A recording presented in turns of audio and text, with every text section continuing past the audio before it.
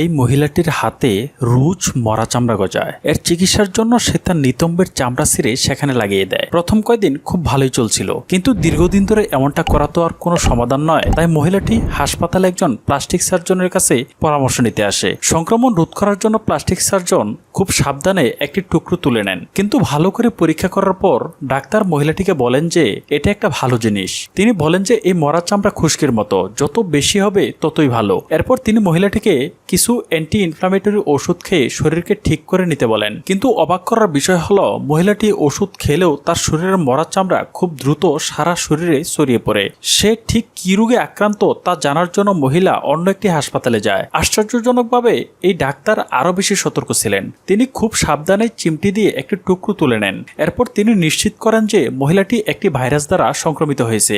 মহিলাটি শুনে বুঝতে পারেন না তার কি করা উচিত। তখন ডাক্তার তাকে জানান যে শুধুমাত্র স্কিন গ্রাফটিং এর মাধ্যমেই সে সুস্থ হতে পারে, কিন্তু কেই বা নিজের চামড়া অন্যকে দান করতে চাইবে।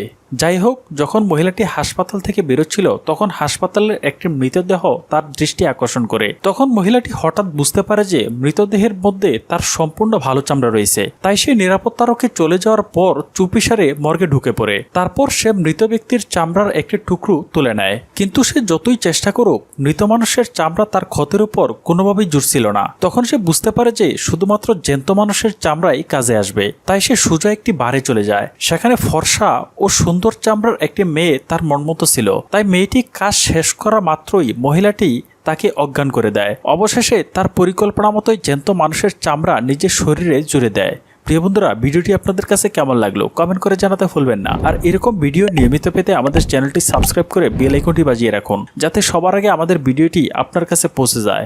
ধন্যবাদ।